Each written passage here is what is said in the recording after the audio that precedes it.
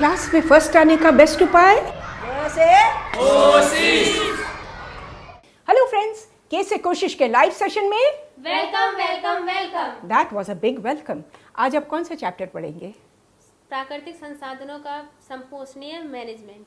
Okay, sustainable management of natural resources, यही वाले Yes, chapter ma'am, ना? yes, ma'am. Very good. तो हमारी जो साइंस के सारे चैप्टर्स हैं ये उसी कड़ी में एक चैप्टर है। और मैं आपके साइंस चैप्टर के लिए एक चीज़ हमेशा बताती हूँ, क्या करना है? नो रटना। इसको आप एग्जाम्पल से समझो, फिर आपकी ज़िंदगी भर आप इसको याद रखोगे। साइंस आपके चारों तरफ है। ये मत सोचो कि मैंने क्लास 10 का एग्ज़ाम दे दिया, 11 का एग्ज़ाम दे दिया, अब तो साइंस से मेरा पीछा छूट गया। पीछा कैसे छूटेगा? पूरी प्रकृति साइंस है। तो आपको साइंस अगर समझ के करो तो बड़ा मज़ा आएगा। ओके, तो हम इसको भी एग्जाम्पल से समझेंगे। ऑलराइट, आप ये वाला पिक्चर देखो, क्या देख रहे हो? मैम, इसमें ये आदमी पेड़ से हाथ मिला रहा है। इसका मतलब ये मनुष्य और प्राकृतिक दोनों जुड़े हुए हैं। बिल्कुल, जब मनुष्य और प्रकृति दोनों हार्मनी में रहेंगे तभी ना इसका संपोषणीय मैनेजमेंट होगा। Yes, ma'am. अगर मनुष्य प्रकृति को काटता रहे हर वक्त तो फिर प्रकृति कैसे हार्मोनियस हो सकता है? Is it correct? ओके, पहले दिनों में क्या होता था, पुराने दिनों में, कि लोग जो गांव में रहते थे, गांव के साथ हमेशा एक वन होता था।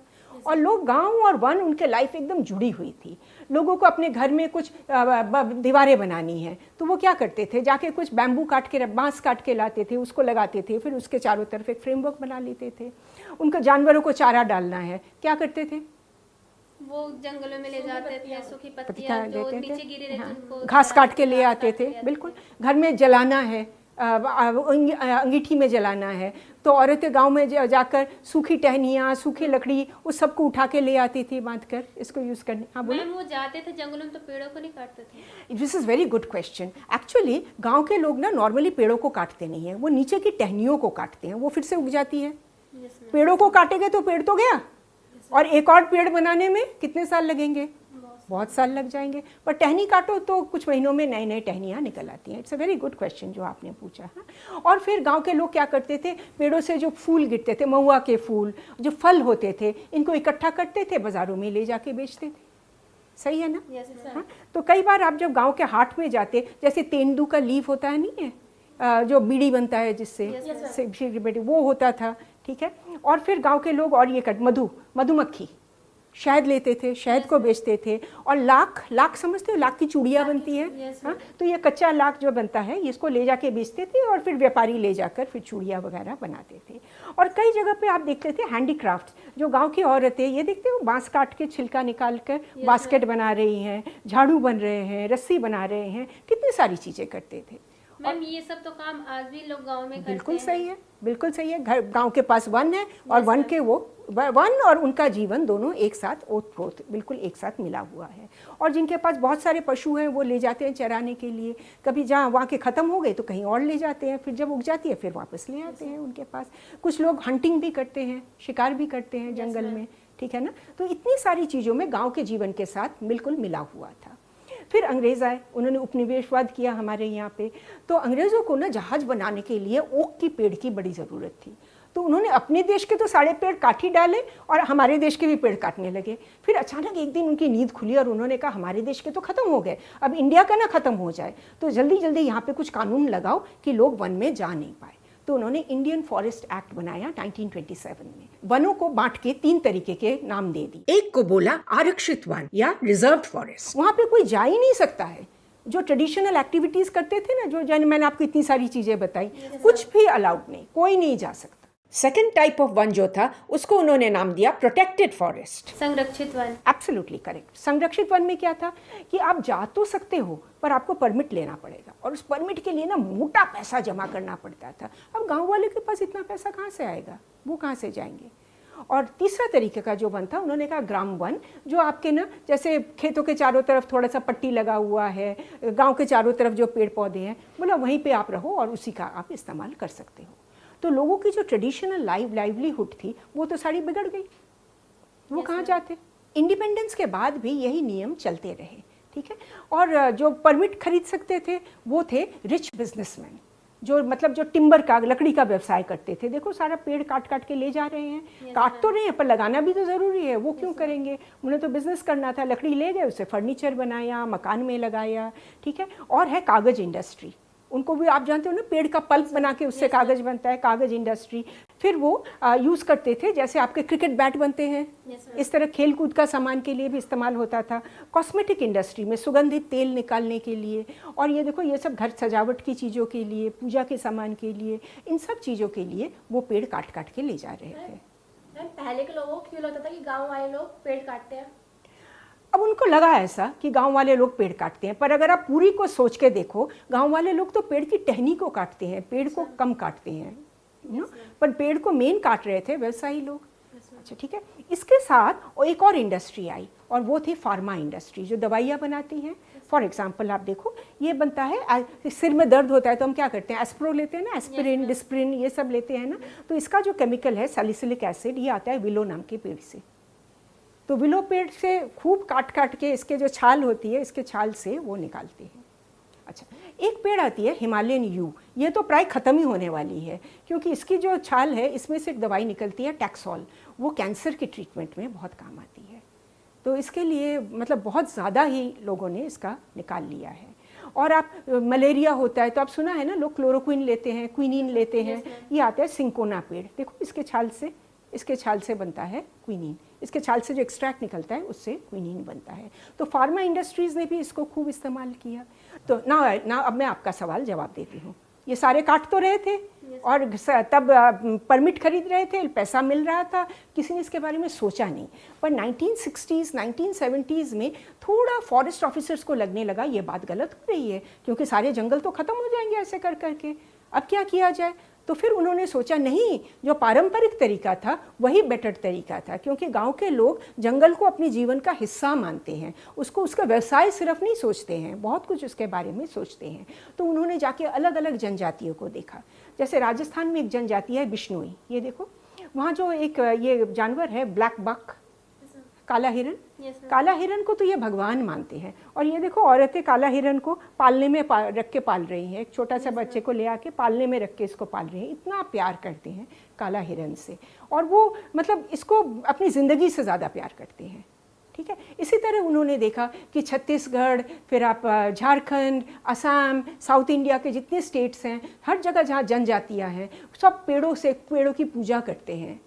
आपने ये देखा होगा ना? गांव में भी देखा है कि कोई केले के पेड़ की पूजा करता है, कोई पीपल के पेड़ की पूजा करता है। बिल्कुल, बरगद के पेड़, आम के पेड़, इमली के पेड़, अभी भी होता है, बिल्कुल, महुआ के पेड़, इन सब पेड़ों की पूजा करते हैं, है ना। तो ये जो बिश्नोई ट्राइब, ये भी अभी भी हो रहा है।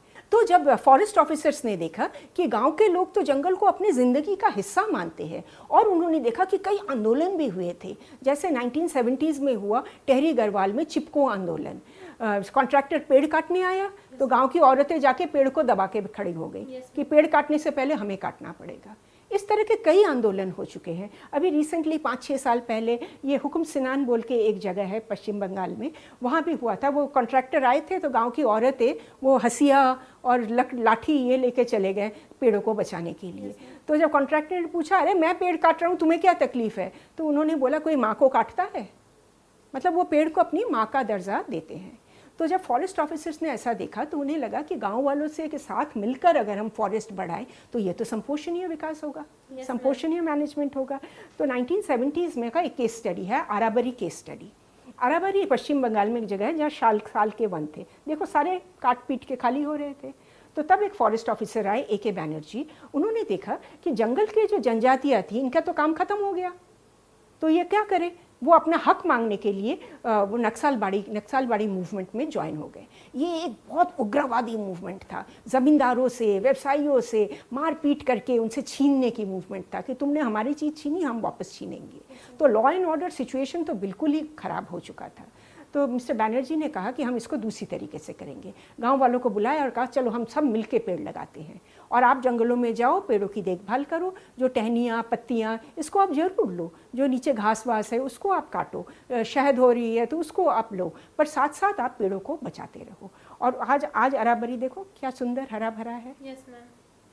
इस एग्जाम्पल को देखकर बहुत सारे फॉरेस्ट ऑफिसर्स ने ऐसे नए नए एक्सपेरिमेंट किए हैं, सारी सामाजिक एक साथ मिलकर करने वाली एक्सपेरिमेंट की है, तो उससे हमारा फॉरेस्ट कवर बढ़िया हुआ है। आई बात पानी की, भारत तो नदियों का देश है, पर फिर भी इतना सूखा पड़ता है। बाढ़ भी होते हैं और सूखा भी पड़ता है, क्योंकि बाढ़ वाली जो पानी होती है ना, उसको हम स्टोर नहीं कर पाते। पुराने दिनों में ये प्रॉब्लम इतना ज़्यादा नहीं था, क्योंकि पुराने दिनों में लोग क्या करते थे, जैसे दिल्ली के लोग वो बाउलियों में पानी को स्टोर करते थे। बाउली समझते हो ना, और ऊपर छत होता था और अंदर पानी। और राजस्थान में टंका, डीप वो पानी नीचे टैंक, उसमें पानी भरते थे। असम मिज़ोरम में जाओ तो छत से जो पानी निकलता था उसको एक पाइप लेकर वो टैंक में भरते थे, ठीक है ना। इस तरीके से अलग अलग तरीके। और जहाँ भारी बरसात होती थी, जैसे पश्चिम बंगाल, यूपी के जगह, तो वहाँ तालाबों में, कुओं में, बिल्कुल कुओं में पानी इकट्ठा होता था। तालाब का पानी उड़ जाता था, पर क्या होता था, जितने दिन नहीं उठता है उतने धीरे धीरे वो पानी मिट्टी में सोख करता जाता था। That was very good. और हिमाचल में था कुल, ये देखो ये पानी के चैनल्स, देख रहे हो, जो स्रोत है वहाँ से ये चैनल्स काट काट के ये फील्ड्स में ले जाते थे। और एक बहुत अच्छा इनका मैनेजमेंट सिस्टम था कि जिसका फील्ड सबसे दूर है वो सबसे पहले पानी लेगा। मैम तब लोगों के बीच में झगड़ा नहीं होता कि सबसे पहले मैं लूंगा, हो सकता था झगड़ा, इसीलिए गांव के लोग अपने आप ही इसका मैनेजमेंट करते थे। एक गांव दूसरे गांव के साथ बातचीत करके, यही गांव के लोगों की मैनेजमेंट थी। राजस्थान में एक और तरीका है जिसको कहते हैं जोहड़। ये देखो, ये ऊपर से जब पानी होती है ना, जहाँ लैंड स्लोपिंग है, ऊपर बरसात होती है तो वो सारे पानी नीचे और ज़मीन को साथ लेते हुए चलती है। तो ये क्या करते हैं, नीचे ना एक वो बांध बना देते हैं, तो वो पानी वहाँ लेक की तरह इकट्ठा होने लगता है। मैम जो बांध बनाते हैं, जो पानी इकट्ठा होता है तो वो भर के ऊपर से इतना पानी नहीं होता, वो जितना भर जाता है, और फिर इसमें से वो निकाल कर ले जाते हैं खेतों में। पीने का पानी खेतों में यहाँ से वो ले जाते हैं। तो ये इनको देखो, ये है राजेंद्र सिंह, इन्होंने ये सारे राजस्थान में जोहड़ बना दिए हैं। फिर आया औद्योगिकरण का ज़माना, ज़्यादा बिजली की ज़रूरत थी तो बड़े बड़े बांध बने, और उस बांध से कैनाल्स निकाल के सर गाँव में भेजा गया। उससे फ़ायदा भी हुआ। देखो ये है राजस्थान का, हाँ, अमर फोर्ट के पास, ये तो पूरा सूखा एरिया था और अब देखो कैसा हरा भरा हो गया है, क्योंकि ये पानी यहाँ पे ले गए थे। भाखड़ा नंगल डैम से वो पूरे राजस्थान तक पानी का चैनल आया है, तो पूरे चारों तरफ हरा भरा हो गया है। पर अब बांध की प्रॉब्लम है कि बांध जहाँ बनती है वहाँ के लोग विस्थापित हो जाते हैं, गाँव में पानी भर जाता है। गाँव में पानी भर जाता है, और जो आपका खेत खलियान है वो भी नीचे चले जाते हैं, वहाँ से वो सड़ते हैं, सड़ के मीथेन गैस बनता है, उससे टेम्परेचर बढ़ता है। तो ये बांध के कुछ प्रॉब्लम्स हैं। और अगर बांध में बहुत ज़्यादा पानी भर गया और बांध फट गया, तब सोचो क्या होगा, तो भी वहाँ के आसपास के गाँव भयंकर हाल हो जाएगा ना, ठीक है ना। तो इस चीज़ों को हमें याद रखना पड़ेगा। अच्छा, विस्थापित लोगों के आंदोलन के बारे में जानना चाहो तो सबसे वेल नोन आंदोलन है नर्मदा आंदोलन। इसके बारे में तो आपने सुना ही होगा। बिल्कुल। अब फाइनल चीज़ हम देखते हैं जो हम हर रोज़ इस्तेमाल करते हैं, कोयला और ऑयल, पेट्रोलियम। कोयला और पेट्रोलियम सदियों लग जाती हैं, हजारों लाखों करोड़ों साल बीत जाते हैं कोयला और ऑयल बनाने के लिए, पर हम उसको यूज़ कर देते हैं बिल्कुल इस तरीके से। और पिछले 100 साल में हमने इतना इस्तेमाल किया है कि आज की तारीख में कहा जाता है कि सिर्फ 40 साल का पेट्रोलियम बाकी है। 40 साल बाद नो मोर पेट्रोलियम, और कोयला बाकी है, कोई 200 साल तक का कोयला बाकी है, अगर हम आज की स्पीड में करते रहे। तो याद रखो, जो करोड़ों साल लगे थे उसको हमने कितने 200-300 साल में सारा ख़त्म कर दिया। ये क्या संपोषणीय विकास है? No ma'am. तो आप सोचो किससे, इस पे हम क्या कर सकते हैं। कुछ लोग यहाँ से वहाँ जाना है, 2 किलोमीटर की रास्ता जाना है, पहले अपनी गाड़ी निकाल लेते हैं।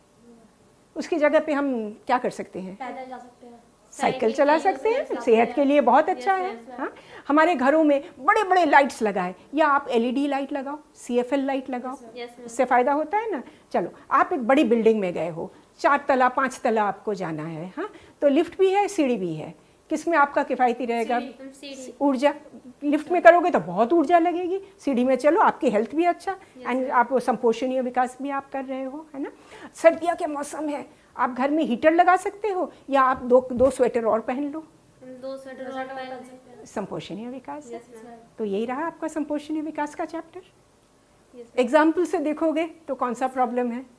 मैम इसमें हम ये कह सकते हैं ना कि जो संसाधन है वो हमारे पूर्वजों ने हमें उधार में दिया था, विरासत में दिया था, और आने वाली पीढ़ी उसको हम देंगे। Yes ma'am. पर अगर हम सारा खा पी के ख़त्म कर दिया तो आगे वाली पीढ़ी हमारे बारे में क्या बोलेगी?